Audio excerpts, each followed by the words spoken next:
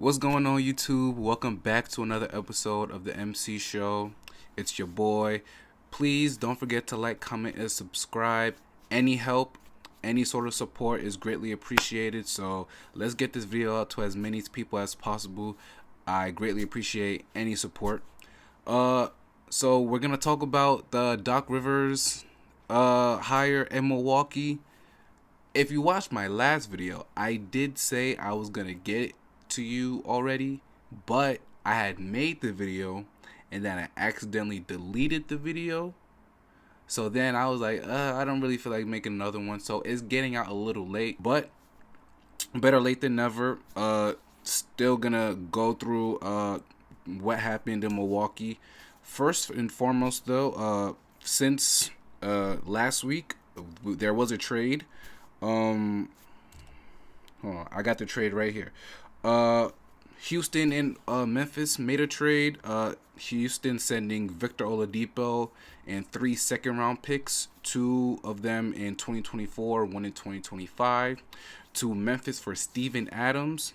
Now, both are not going to play this season, so I don't think the players matter in terms of trying to help either team this season, especially the Grizzlies. Their whole team is injured. John Morant, season-ending shoulder surgery. Desmond Bain, Marcus Smart, their whole team is injured. They're not gonna make the playoffs. And Steven Adams, had surgery before the season started, so he's gonna miss the entire season. Victor Oladipo is still rehabbing his knee injury from last year in the playoffs in Game 3 versus Milwaukee. So this is not about this season. I think, well, it's not about this season in terms of the player, but in terms of money, it is. With this move, the Memphis Grizzlies are now $17 million under the second apron, the luxury tax. So that's all I looked at it as. I don't need to spend too much time on this trade. This was just a salary dump to create more cap room, more money room. That's all this is. And Houston, 3 draft picks, send him over there. You could get Steven Adams for the next year. He's still under contract. So he could probably be a backup center. Steven Adams is a great rebounder, probably the best offensive rebounder in the league. He's a big body, he can set screens, he's a pretty good passer. So those are things Houston will be getting from him once he's healthy for next year. And then for Memphis, again, cost cutting move. This is just to dump salary away, and they're gonna get a high draft pick this year due to the fact that they're not good. So maybe they can use that and use the pick to get a really good young player, or maybe use the pick to try to get another star or another high level player in order for them to get back to try and make the finals and all that. So that's that. But let's get into the Doc Rivers thing. So Adrian Griffin, 30-13, but gets fired after 43 games. They are second in the East. At the time of the firing, I believe they were fourth in offense and 22nd in defense. So wasn't necessarily great, but still, 30-13 is nothing to laugh at. It's still a pretty good record. I think when you are analyzing this entire situation, I think you have to go back to before the season even started. Obviously, Giannis is up for an extension. They don't know if he's gonna sign there. He said he wants to win. If he doesn't feel like the Milwaukee Bucks is about winning, then he's not gonna stay. Obviously, it feels Milwaukee Bucks, the front office, they're feeling pressure, so they trade for Damian Lillard, get rid of Drew Holiday. Ends up going to Boston, as we all know, but you hire Adrian Griffin, and there's already a ton of pressure because of Giannis saying that he wants to win, and you trading for Damian Lillard, who's also wants to win. He hasn't won in Portland, and so you're getting Adrian Griffin, first-time head coach, and he's basically tasked in his first year with, hey, you have to win us a championship again. So you hire Terry Stotts as an assistant coach. As you know, Terry Stotts was the coach for Damian Lillard in Portland. and before he got fired with 2021, I believe. After 2021, so you hire him because he's close to Dame. You have someone who knows Damian Lillard's game, knows how to talk to him and all that. Probably help him to feel comfortable in his new environment.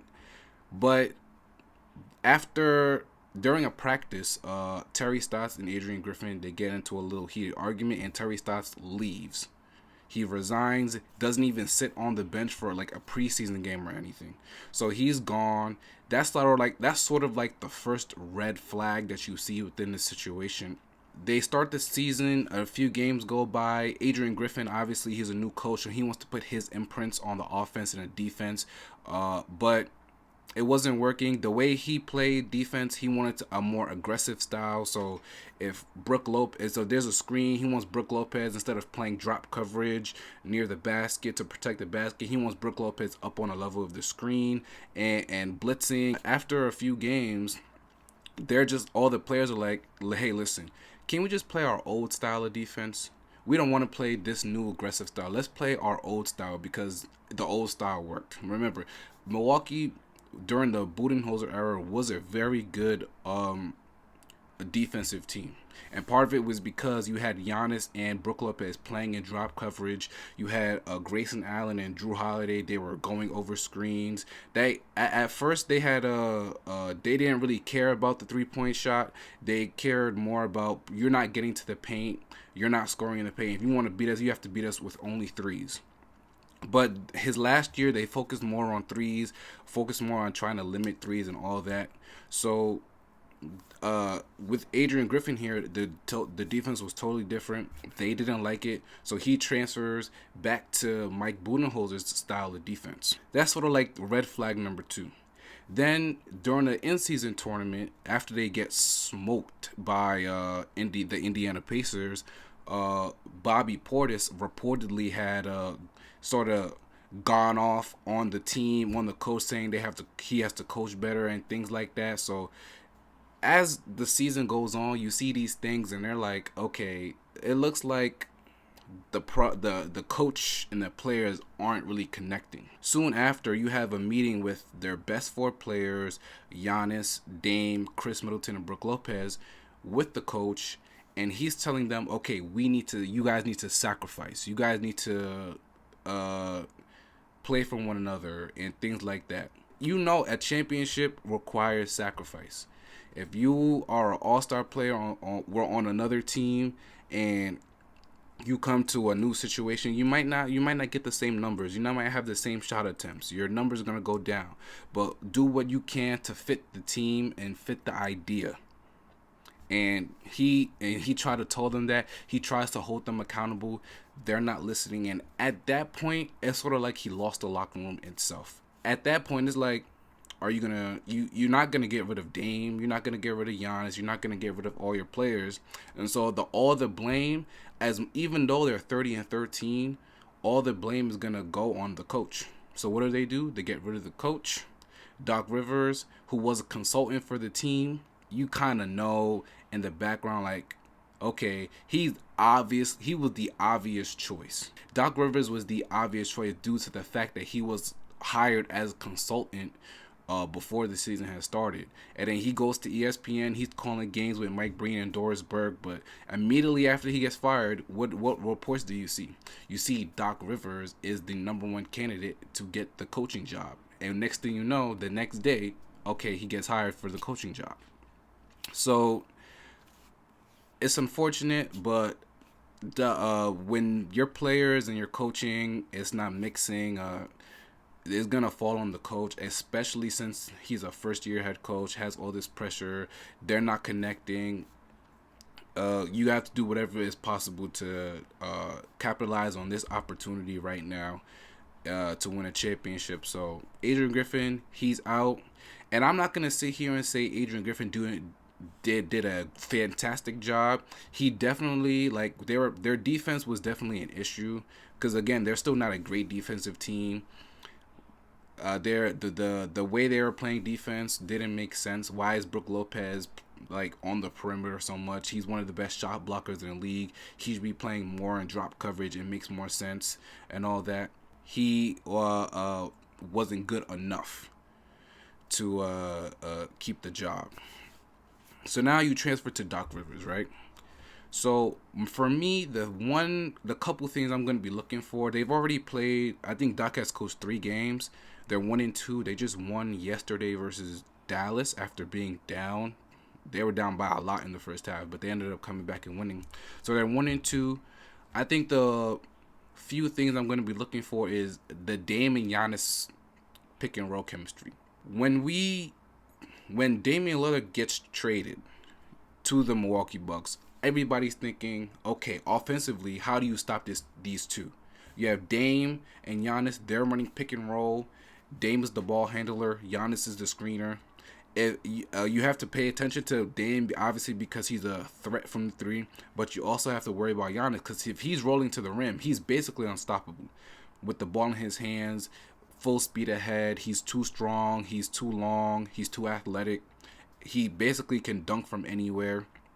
So when you're thinking about that, you're like, okay, these two, if they get their pick and roll chemistry down, this team is going to be so hard to beat. And throughout the Adrian Griffin era, they necessarily didn't run as many pick and rolls as we all would have liked. So I think the number one thing I want to look for is, can Doc Rivers get them on the same page? Can he get their pick and roll chemistry together? Because remember, when he was coaching in Philadelphia, you had James Harden and Joel Embiid statistically were the best pick and roll duo in the league. James is such a good passer. Joel Embiid is such a good pull-up shooter, mid-range shooter. Joel Embiid wouldn't necessarily roll all the way to the basket. He would more roll to like the foul line area, but that's basically an automatic for him. He can hit those jump shots like nothing. So their pick and roll chemistry is going to be important. He is a respected figure in the league. Obviously, he's a championship head coach. Was an all-star player before, so he has that sort of respect in that garner. So how do they respond to him? Because sometimes, if you watch during the games, Giannis and Adrian Griffin would be arguing on the sidelines, literally. Like Giannis, there was a game where Giannis was being asked to check out by the to check out of the game by Adrian Griffin, and he's yelling at Adrian Griffin, and he essentially checks himself back into the game. Like, you don't have respect for your coach if you're just basically doing these kind of things, right? Doc Rivers sort of has that reputation. He's mostly a respectable guy and all that. So how do they respond to him is not something else I'm going to be looking for. And then I guess the number one thing when it comes to Doc Rivers is his playoff record. He has the most blown 3-1 leads in the league history. He's lost, I don't know how many. He's lost so many Game 7s in a row. I don't remember the last time he even went to the conference finals. I mean, last year when he was coaching for the Sixers, they were up 3-2 against Boston. They ended up losing. You go back to the bubble year 2020, they were up 3-1 against Denver, and they blew that lead. Like, to me, Doc Rivers is mainly always going to be judged by his playoff performance. Obviously, you have Giannis, you have Dame. They are good playoff performers. For Doc, his playoff record is gonna really matter. Those are going to be the 3 things I'm personally going to be looking for as I watch Milwaukee Bucks games throughout the rest of the regular season. Pick and roll combination between Dame and Giannis, sort of the respect they have for him. Are they arguing on the sidelines? I don't think it will happen, but I just want to see it. How they respond to him, how they respond to adversity during the season and all that. And then 3, obviously, when they get to the playoffs, how do they perform? How does Doc perform? Does he make adjustments and all of those things? So those are all my thoughts about the trades. Not the trade, excuse me. Well, the trade, the Steven Adams trade, and this Doc Rivers hiring. Trade deadline is a week away. Not even. It's less than a week away now, because February 4th. The trade deadline is February 8th. Again, I've said it before. I do think this trade deadline should be kind of active. If it's not, I'd be shocked. But again, when the trades happen, you know I got you. I got the news for you. I got the breakdowns for you. So thank y'all for listening. Thank you guys for watching. Please again like, comment, and subscribe. And I'll see you guys next time. Peace.